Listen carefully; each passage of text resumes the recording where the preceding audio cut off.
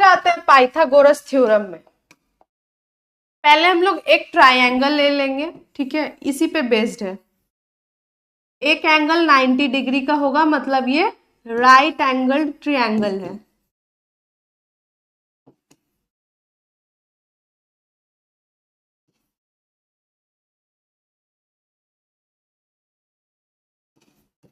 ठीक है, 90 डिग्री है।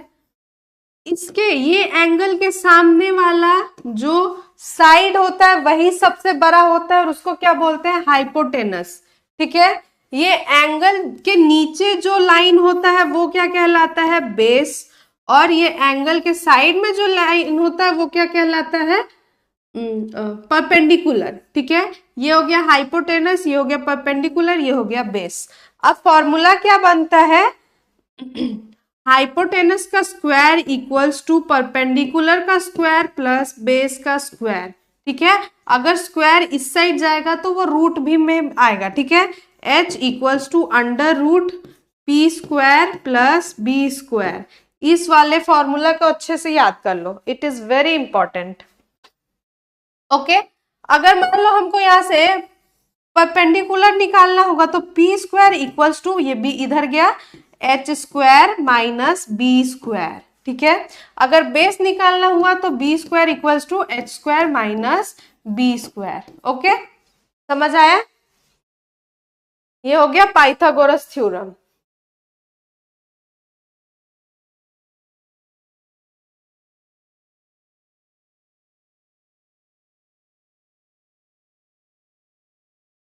अब √2 को नंबर लाइन पे कैसे प्लेस करते हैं वो देखेंगे।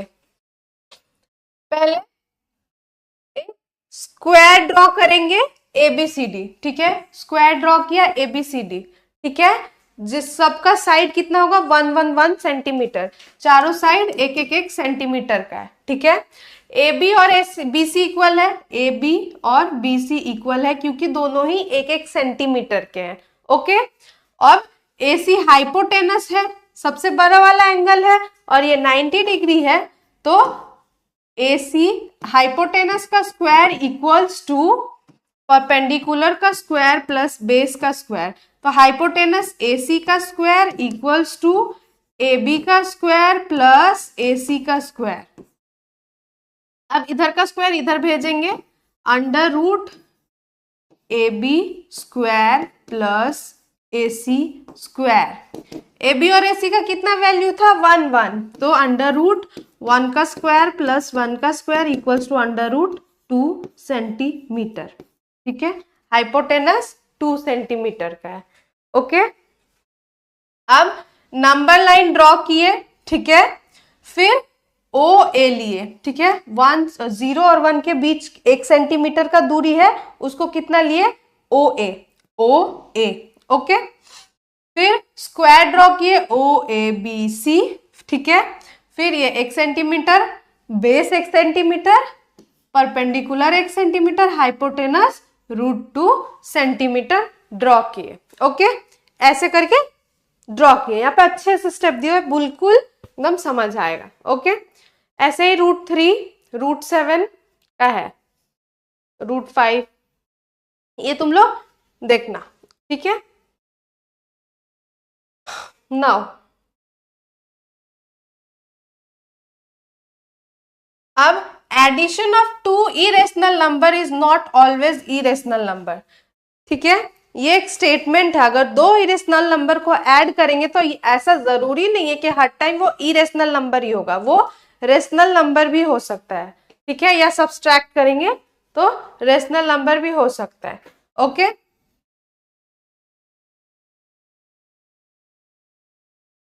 नेक्स्ट स्टेटमेंट है, दो नंबर का अगर प्रोडक्ट, 2 इरेशनल नंबर का अगर हम लोग मल्टीप्लीकेशन कर रहे हैं, प्रोडक्ट कर रहे हैं, तो वो रेशनल भी आ सकता है और इरेशनल भी आ सकता है। ठीक है,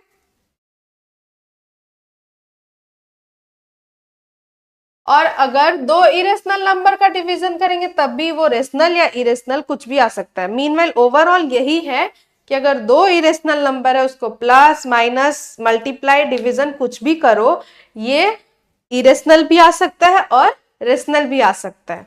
ठीक है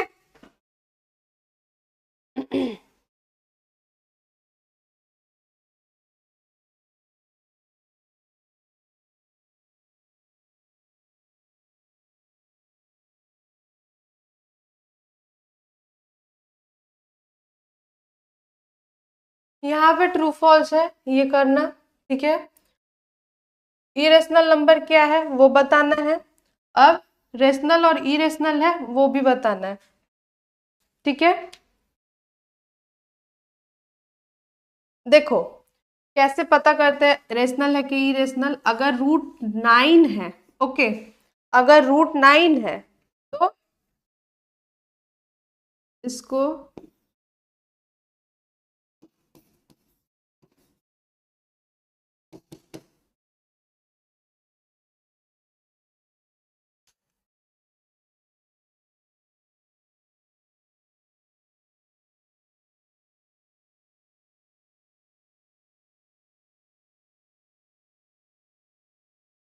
देखो इरेशनल कैसे कर पता करते हैं, अगर रूट 9 है तो इसका एलसीएम लेंगे, 3 3 जा 9, मतलब √3 × 3, दोनों सेम नंबर है, बस 3 बाहर आ गया, ये हो गया रेशनल नंबर, ठीक है।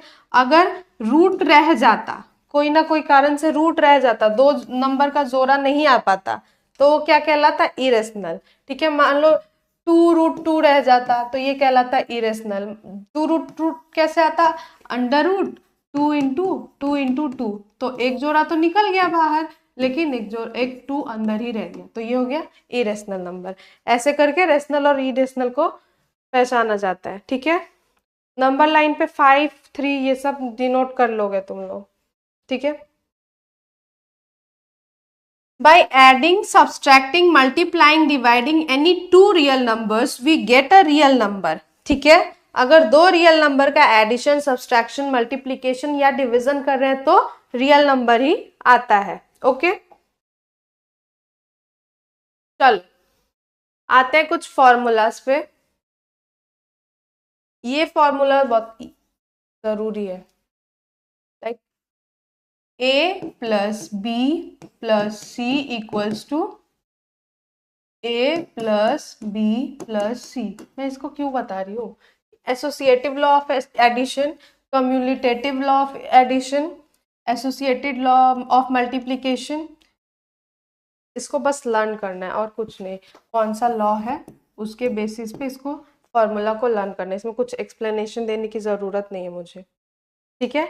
एक क्वेश्चन करके देखते हैं इस पे। Justify the law, observe use of law and simplify, ठीक है। इस एक क्वेश्चन है, इसको सिंप्लीफाई करना है, ओके। क्वेश्चन लिखते हैं पहले या फिर इधर ही बताते हैं, देखो -7√2 + 7 × √3 + √2, ओके। इसको सिंप्लीफाई किए, 7 को √3 और √2 से मल्टीप्लाई किए, अगर 7 को क्या किए, √3 + √2 को मल्टीप्लाई किए, ये ब्रैकेट है मल्टीप्लीकेशन में, तो ये इससे भी मल्टीप्लाई होगा और इससे भी, तो 7√3 + 7√2, ठीक है, आया यहाँ पे।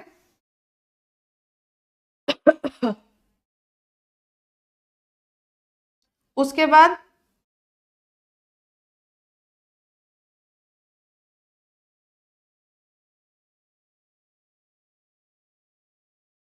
A+B equals to B+A, -7 + 2 7।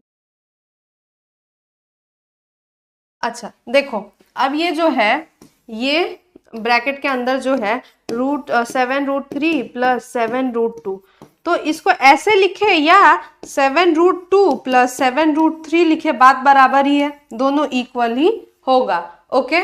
तो इंटरचेंज किए, ठीक है। अब इसको क्या किए, इंटरचेंज करके 7√2 प्लस ब्रैकेट में लिखे, सॉरी ब्रैकेट नहीं होगा, 7√2 + 7√3, ठीक है। अब ये दोनों सेम है तो इसको रूट के अंदर क्या ब्रैकेट के अंदर लिख सकते हैं, तो -7√2 + 7√2 + 7√3, ये आया, ठीक है, ये आया। अब माइनस प्लस कैंसिल हो जाता है, या परे तो हो गए, -x + x कैंसिल हो जाता है, तो ये मान लो x -7√2 + 7√2 कैंसिल होके 0 हो गया, 0 + 7√3, 3। आंसर क्या हुआ? 7√3 इज द आंसर। ऐसे करके सॉल्व करना है, ठीक है? समझ आया ये वाला? यहाँ पे चार्ट दिया हुआ है। रियल नंबर को दो नंबर में बांटा गया, रेशनल, इरेशनल, ठीक है? रेशनल को दो पार्ट में बांटा गया, इंटीजर्स एंड फ्रैक्शनल नंबर, ठीक है? इंटीजर्स को फिर दो पार्ट में बांटा गया, नेचुरल नंबर या पॉजिटिव इंटीजर्स, जीरो और नेगेटिव इंटीजर्स, ठीक है? उसके बाद जो फ्रैक्शनल नंबर है उसको प्रॉपर फ्रैक्शन, इम्प्रॉपर फ्रैक्शन में डिवाइड किया गया, ठीक है? प्रॉपर फ्रैक्शन, अगर -1 से नंबर ज्यादा है तो वो प्रॉपर फ्रैक्शन है। देखो, -1 और +1 के बीच में अगर कोई नंबर है तो वो प्रॉपर फ्रैक्शन है, ठीक है? और अगर 1 से बड़ा है, ठीक है, वो नंबर 1 से बड़ा है या -1 से छोटा है, ठीक है? 1 से बड़ा है या -1 से छोटा है तो क्या हो गया? इम्प्रॉपर फ्रैक्शन, ठीक है? फ्रैक्शन को फिर दो पार्ट में डिवाइड किया गया, कॉमन फ्रैक्शन, डेसिमल फ्रैक्शन, ठीक है? अगर न्यूमरेटर अपॉन डिनोमिनेटर है तो वो कॉमन फ्रैक्शन हो गया, और डेसिमल फ्रैक्शन अगर उसको पॉइंट में कन्वर्ट कर दिया गया तो वो डेसिमल हो गया, ठीक है? फिर आता है टर्मिनेटिंग डेसिमल और रिकरिंग डेसिमल, ओके? ये हो गया टर्मिनेटिंग, ये हो गया रिकरिंग, ओके? टर्मिनेटिंग को दो पार्ट में बांटा गया, प्योर टर्मिनेटिंग, मिक्स टर्मिनेटिंग, और रिकरिंग को भी दो पार्ट में बांटा गया, pure recurring, mixed recurring, okay? अब मैं इधर समझाती हूँ क्या होता है रिकरिंग, क्या होता है टर्मिनेटिंग।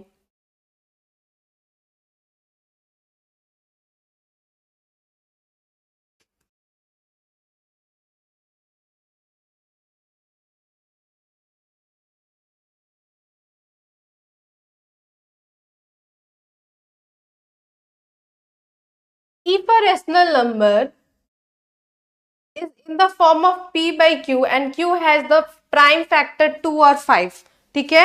प्राइम फैक्टर 2, अगर q या तो 2 से डिवाइड कटेगा या तो 5 से कटेगा, ठीक है?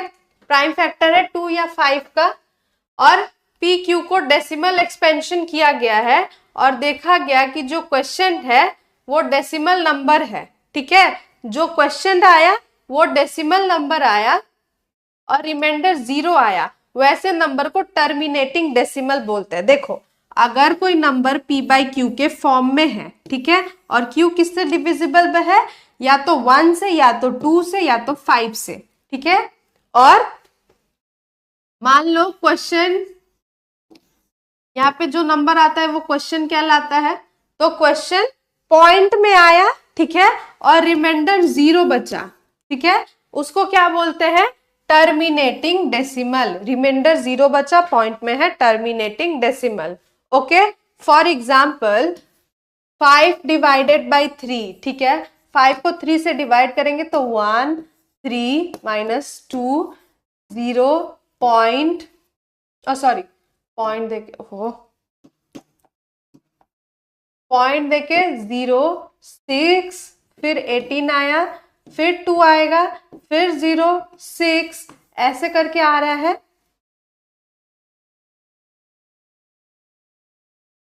1.66666 आ रहा है। तो ये क्या हो गया? टर्मिनेटिंग नहीं, नॉन टर्मिनेटिंग डेसिमल है ये, क्योंकि टर्मिनेट नहीं हो रहा है, ये खत्म नहीं हो रहा है, ये इनफाइनाइट 666 चला जाता है, ठीक है? अगर यहीं पे रुक जाता तो ये हो जाता टर्मिनेटिंग और बस 6 से खत्म। मान लो यहाँ पे 18 रहता तो 18 खत्म, 0 आता तो ये टर्मिनेटिंग होता, लेकिन ये रिकरिंग है, वो रिपीट कर रहा है एक डिजिट, 66666 रिपीट करते जा रहा है, तो रिकरिंग है, ठीक है? टर्मिनेटिंग रिकरिंग पता चल गया?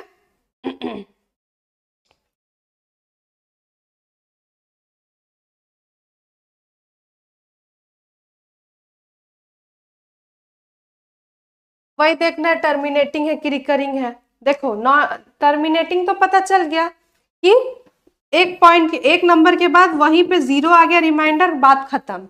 लेकिन अगर एक ही नंबर बार रिपीट कर रहा है, वो रिकरिंग है, ठीक है?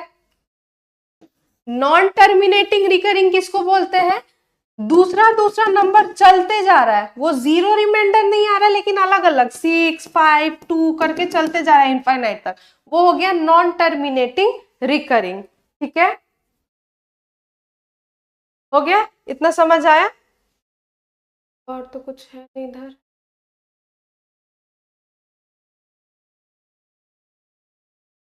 नंबर लाइन पे भी डिनोट करना बता दिया मैंने। ठीक है, क्वेश्चंस करना। अब जिधर प्रॉब्लम होगा उधर मैं बताऊंगी। सेकेंड चैप्टर नेक्स्ट टाइम में, नेक्स्ट लेक्चर में स्टार्ट करेंगे। अब बस जो भी मैंने पढ़ाया उसको एक बार खुद से रिवाइज करो, बुक में लाइन बाय लाइन पढ़ो और क्वेश्चन सॉल्व करो। जो क्वेश्चन में प्रॉब्लम होगा वो मैं बताऊंगी। ओके, चलो बाय बाय।